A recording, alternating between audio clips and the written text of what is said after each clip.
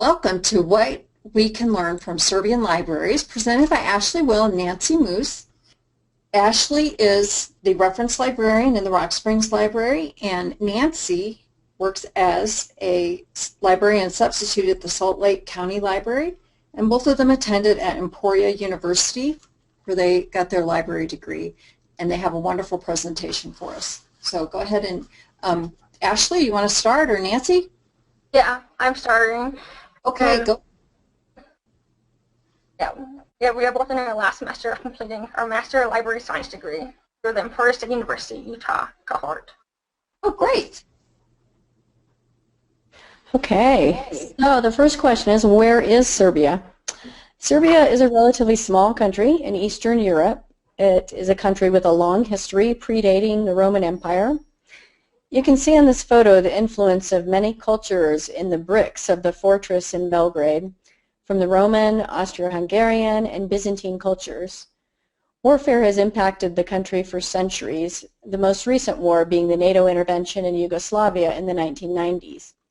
This war, in which the United States played a key role, was devastating for the capital city of Belgrade, with many landmark buildings destroyed. It also left a negative attitude toward the United States in its wake. Why Serbia? Well, Emporia State University's School of Library and Information Management program has a special relationship with the University of Belgrade Library School in the Faculty of Philology. Philology includes things like language studies, library studies, and other humanities majors. They've developed a program to bring library students to Serbia in order to exchange information and to enable us to gain an international perspective on librarianship. Each year, students are chosen to participate in this unique experience. And concerning traveling to Serbia, during our second year of our graduate school program, we were accepted into the course Exploring Libraries in Serbia. Nancy and I were with about 8 other students of Emporia State University. This was a 10-day intensive course looking at libraries, archives, and librarianship in Serbia, as well as experience firsthand the culture of Serbia, including 3-hour lunches, as pictured. We also had the unexpected opportunity to eat delicious food during our layover in Amsterdam, as you can see from the first picture. Our student guides of Belgrade in Serbia were wonderful hosts, introducing us to the city, the food, and the openness of the Serbian people. We had a full schedule, including multiple visits to libraries in Belgrade, Topolo, Novi Sad, and even ventured into Bosnia. Places we visited included in Belgrade, the American Embassy, American Corners, the Belgrade City Library, the University of Belgrade Library, and the National Library. In Topolo, we visited the Topolo City Library and the St. George Church. And in Novi Sad, which also means New Garden, we visited National Library of Novi Sad, the International Library, American Corners in Novi Sad, and Antica Sprijska Art Museum. And we also went to Bosnia with a group of students at the University of Belgrade to go to undergrad, which is a town built in honor of a famous Serbian author, Ivo Andrić. Now, what lessons did we learn to tell you about? We learned about flexibility, working with your community, doing the most with limited resources, and accepting the inevitability of change. We were fortunate enough to get to visit a variety of libraries: public, academic, international, and American Corner libraries. After visiting so many libraries in Serbia, certain themes emerged.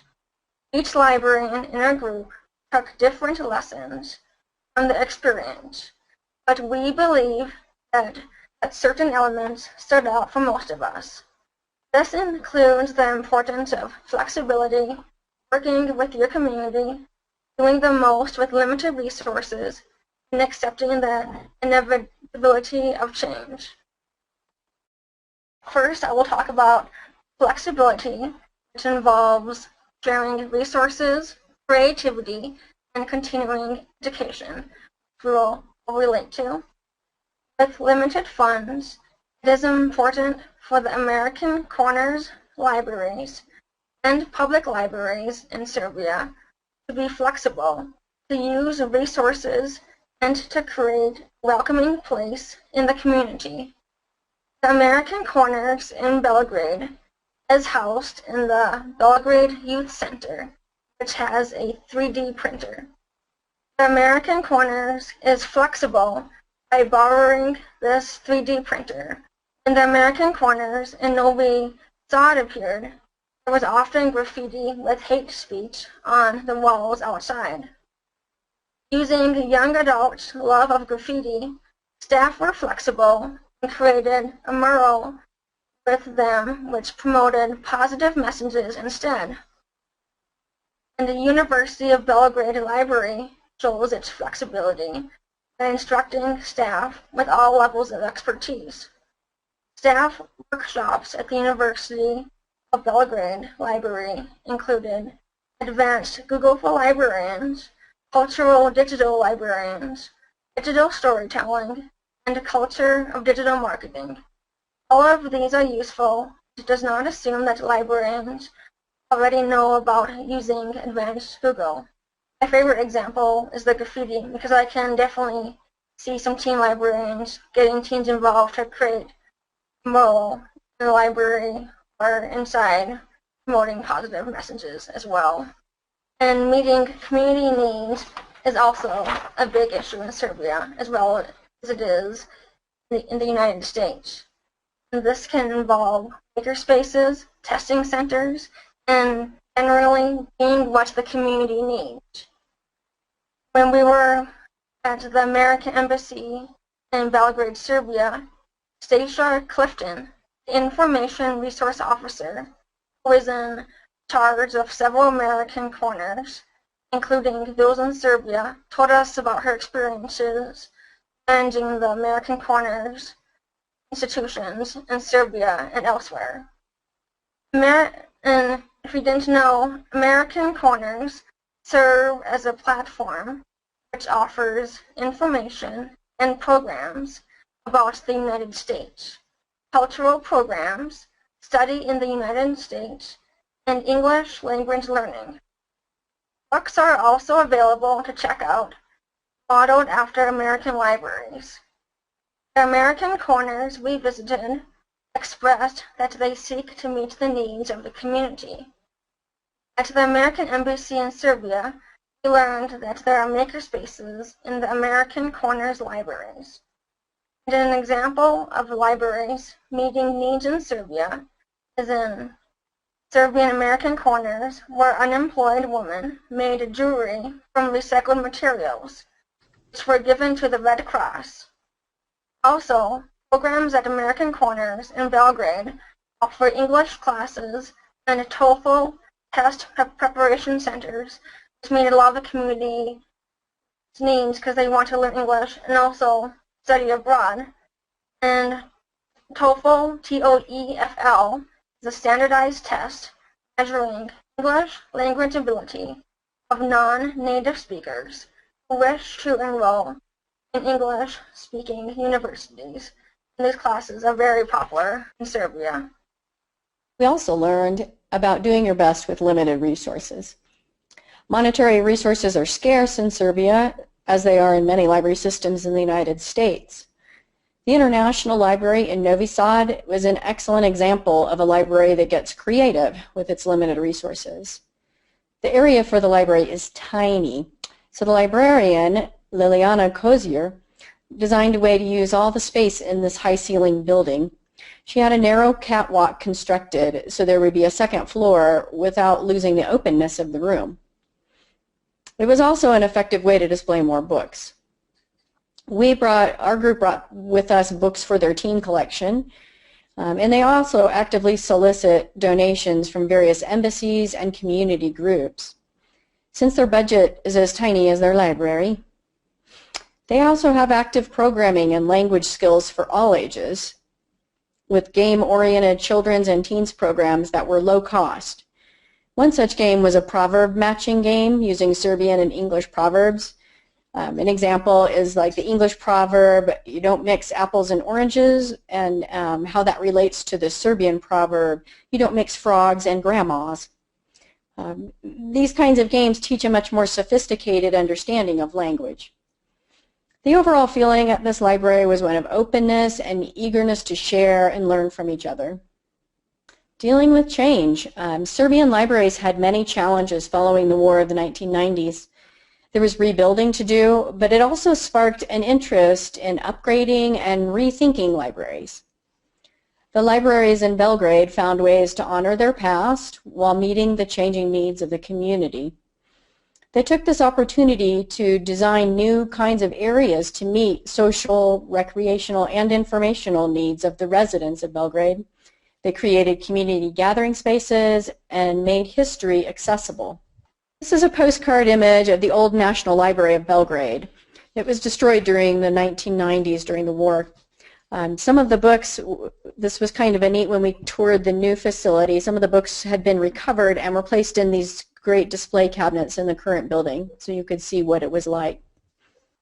Okay, this is a picture of the new National Library in Belgrade. It was designed as a multi-purpose library, so it was equipped with an auditorium, an atrium and cafe area for informal gatherings, and a spacious study areas with spaces honoring Serbian authors. You can see the openness of the library with lots of natural lighting for the large study areas that are very, very well used. You could barely find an empty space in any of the Serbian library study areas that we saw.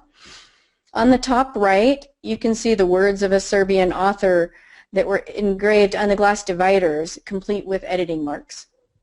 Belgrade City Library was badly damaged during the war, but one of the pluses was that a Roman aqueduct dating back to 200 BC was discovered in the basement area. So instead of blocking this area off, it was turned into a programming area for author talks and other community events, such as their poetry festival and international book days. This made the aqueduct accessible to the public in a way that was a bit shocking to us Americans who were used to artifacts needing protection from the general public. Changing for the future. Serbian libraries also recognize that they need to upgrade for the future. The librarians, wherever we went, spoke as if they were so far behind American libraries, but they were doing a tremendous job of adapting to the changing nature of information. The Belgrade University Library was adding makerspace labs and 3D printers. Most of the libraries we visited were providing computer access for the public. And at the National Library in Novi Sad, the librarians were taking on the enormous task of digitizing all their archival texts that the library owned so that they'd be accessible via the internet. So anyone who had a library card for them would be able to look up some of these texts. We thought that was really great. And thank you for choosing to listen to us. Well, what have we learned, and how can we apply what we have learned for our own libraries in Wyoming? We should remember to be flexible, including concerning staff education, and not let reduced budgets get us down. We should always pay attention to our community so that we can best serve our patrons by providing programs and services that they are interested in. We are able to do our best with limited resources, such as utilizing donations. Change is not always easy, but we can adapt, including creating community gathering spaces. Let us remember our past by acknowledging and sharing our building's history.